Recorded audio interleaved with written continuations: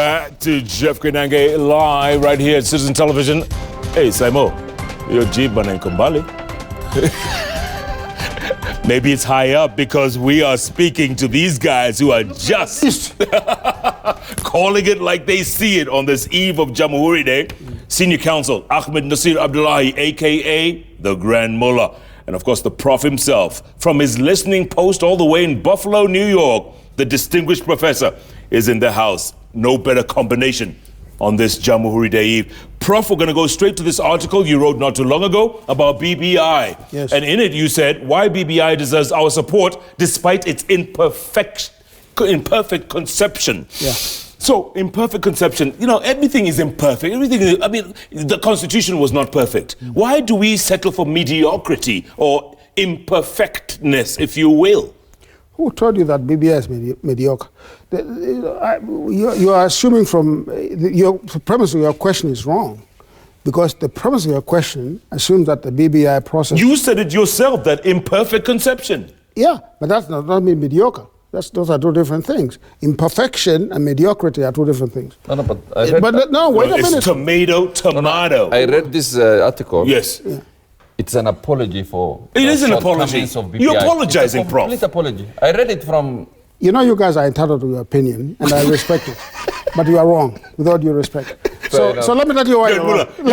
We criticize, genuinely his article. He's saying you're entitled to your opinion. Let me tell you why you're wrong.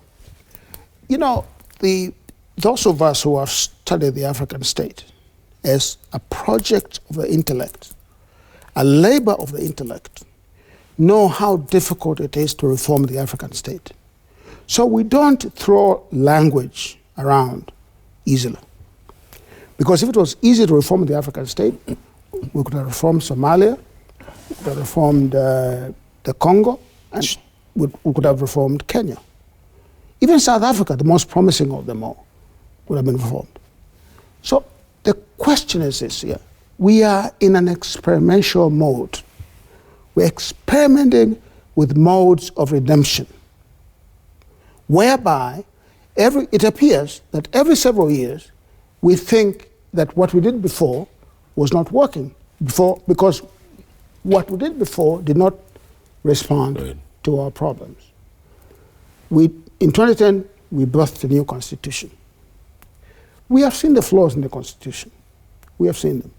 We have seen corruption burgeon. We have seen ethnic antagonism rage. We have seen corruption just bubble over the top. So we know that the Constitution has not done the trick. For me, the problem that Kenya suffers from is not one of laws. It's one of ethos. Ethos.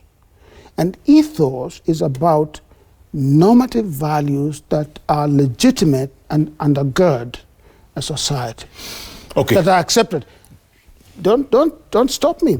I'm stopping you because you're apologizing. No, but I'll finish. I'll finish. He's even making a bigger mistake. By defending his apology. But I'll finish. By saying that I'll finish. Ethos can be prescriptive. No, but I'll finish. I'll finish by saying this.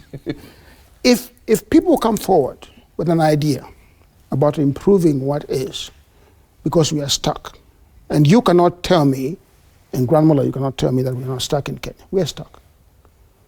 Because the 2010 Constitution did not solve our problems. No, it didn't. Yeah.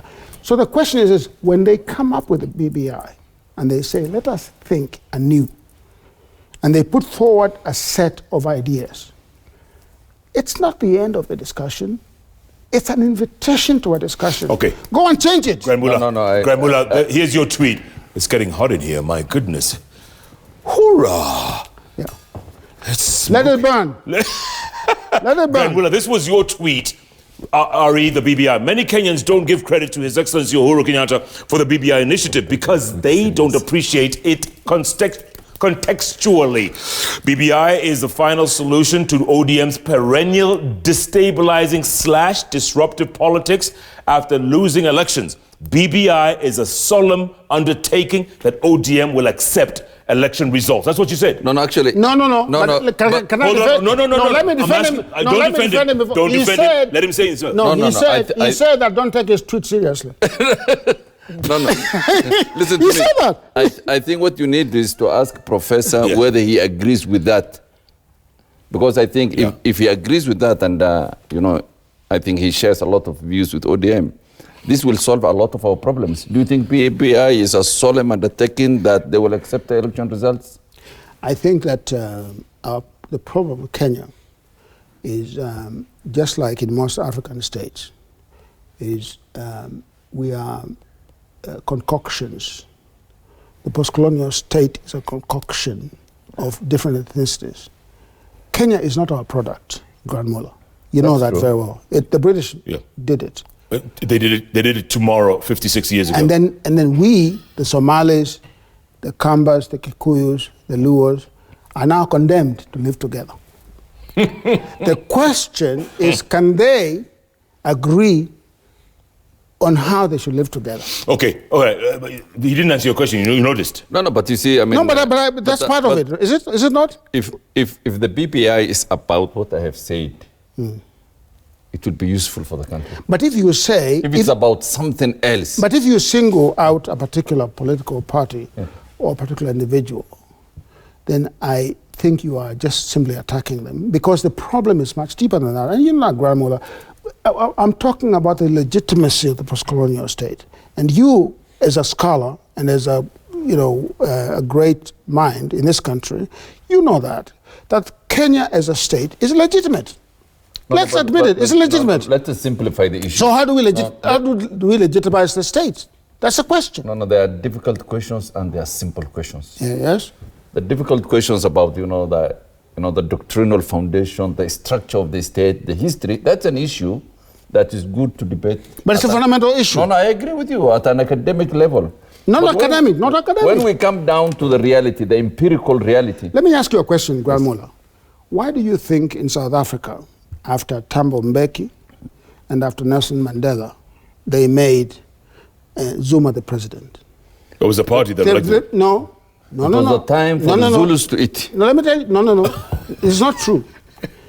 It was because the coalescence of the state at the initial stages of its formation you need to define ethnicity from the state. You need to show that people at different ethnicities can own the state. Today, Just what Grand Mullah said today's Zulus cannot say that we were never, ever over there. a part of the state because Zuma was there. You cannot have Kenya at 60 years of age. How old is Kenya? We have 56 tomorrow. And you have only Kikuyu leaders and the Kalenjin leaders. Oh, is that where we're going with this now? That's illegitimate. Is that where we're going? That's illegitimate. No, let me ask you. I mean, that's a valid That's point. illegitimate. That's illegitimate. You see, that is a And valid... then you have the deputy president saying that he wants another 10 years.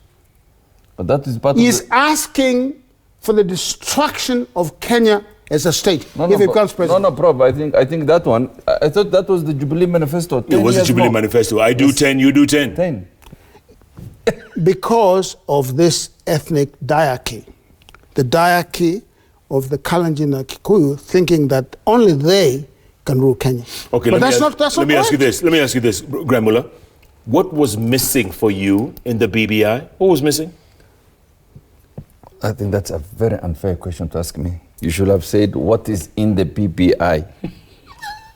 Because there was nothing. And I think if you read that article by Professor, he makes the point that, they don't address the difficulties the judiciary is facing. There's a lot of issues he raised. You see, if we say, the BBI was a handshake between the president and the deputy. That handshake was brought about by what I will call a breakdown, almost a breakdown in constitutional order because of the daily riotous events. Shutting down, yes. The state could not address that breach of the law because the state could not address how Raila and his group were breaking the law. The state was too weak to address that issue because if the state was strong enough, they would have put all those guys in the jail, took them through the court process and then serve sentence. But the state is fragile, and I agree with him. The African state, the Kenyan state is too fragile.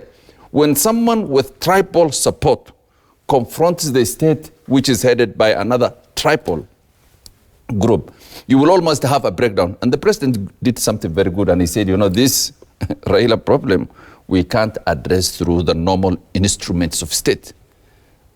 Nobody knows, the metrics of this handshake. Nobody knows. You don't know. Nobody knows where it was negotiated. I think you should. I think you should speak for yourself. But let me just. Do you know something we don't know? I'm just saying you should speak for himself. Was he there? You know the metrics of this handshake? Maybe he was there. Let me just say this. Let me just say this. The Grand Mullah is being economical with the truth. Who is he? The Grand Mullah? Yeah, economical with the truth, both philosophical and factual. He knows more than he is willing to share with the Kenyan public.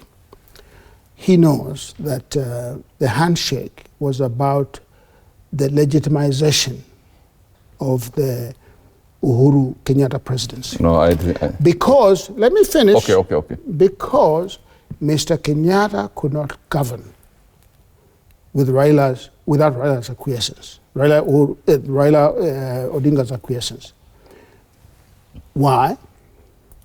Because he needed space between himself and the precocious deputy.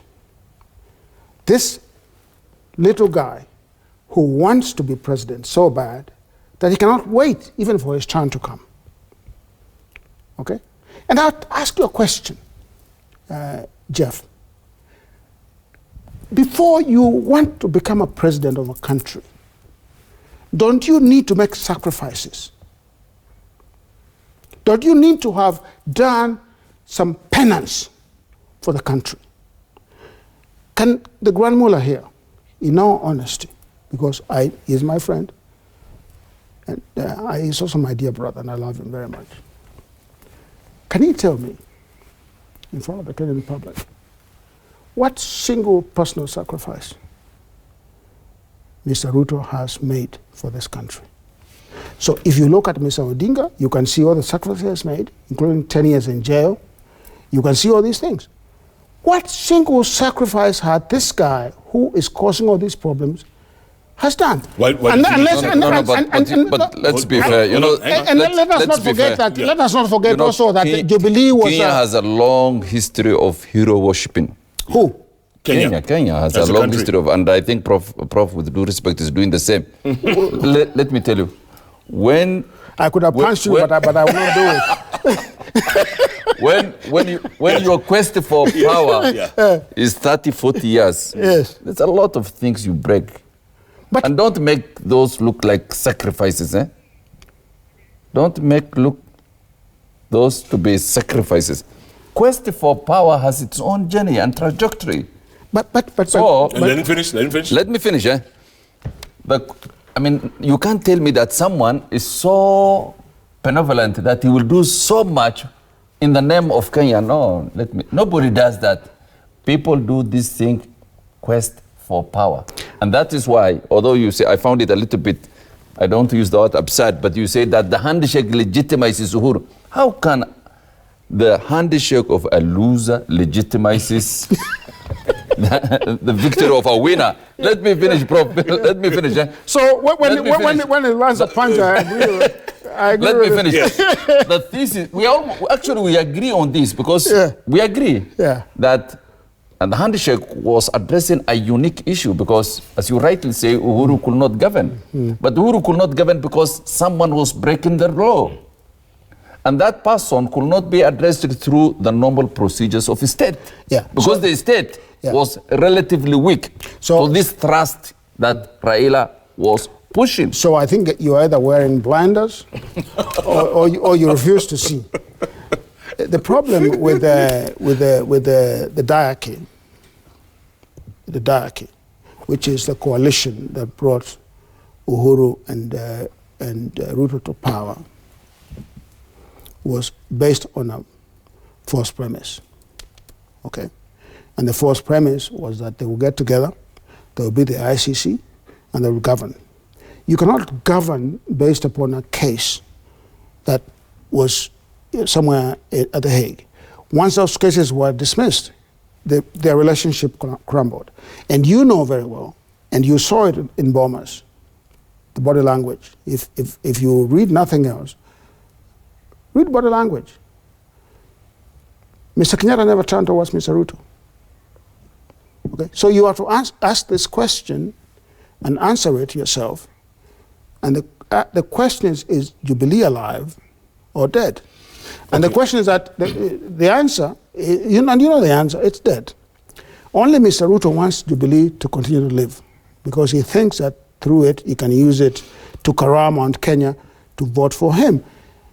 I will say this here, that Kenya's problem has been the failure to lance several boils. You know, like when you have a boil and you're behind, you must lance it so that you can continue. One of those boils is the feeling by particular communities, right or wrong, that they're excluded. Okay? And unfortunately, because of the way we structured the executive, we think that once you capture the presidency, then you own the state. Okay? It's not true. But that's what people think. So the problem with, we need to restructure the governance system in Kenya. And part of the reason why I think BBI is a good invitation to a conversation, it says to us that let us think about how we can be more inclusive with the executive to lance these boils. And I'll grant you this, Grand Mullah. I'll grant you this, that Somalis today in Kenya do not feel excluded as they did 20 years ago. Would a Somali be president one day? And why do they not feel excluded? Because Duale is there, because there are other people there that they see there. But would they be president one day? They could be. Okay, let me ask you this. No, I think, Prof, and I think we have an argument on the structure of the state. And Prof needs to appreciate that there is a structure that is part of our constitutional setup since independence. And it has not worked in certain instances. It has worked in some instances. Mm-hmm. But you see, if you say that every time we want to change that structure of the state in light of the past election result, you won't have, you can't have a perfect system. No. Every time someone loses in an election, you will say, let's now change the system so that we can see whether I can fit somewhere. But why are you not admitting that the election results were not legitimate? Why don't you admit that? No, but I'm a lawyer. How can I'm a lawyer. And he was involved in it. But I'm also a lawyer, and I'm saying that they were legitimate. But he was involved. You are a theoretical lawyer. I'm a very practical lawyer. No, but you are a partisan lawyer. Let me tell you. So let me say this. As you engage in legalese, I have to take a break now. No, but he is a well-paid lawyer, right? He's a well-paid lawyer. Very well paid. I tell them one thing. There was an election petition in Mandera North for the MP, for the Senate, and for the governor. Mandera North, is that part of Kenya that neighbors Ethiopia. Yeah. We opened every ballot box. We counted every paper. We looked at those gadgets. There was nothing. But that's how good the election was. But Grand Mullah. On that note, Prof, we're going to take a break. I have to pay some bills. Don't go away. You're going to pay some bills. But let me say this to you. You agree with Prof, me the that music is on. That law. All right, we're going to take a break. Come back. These That law guys, is like, it's all legalese. It's all legalese. So like- let them talk. Let them talk. Keep tweeting at Koinange Jeff, at Citizen TV Kenya. Hashtag is JK Live.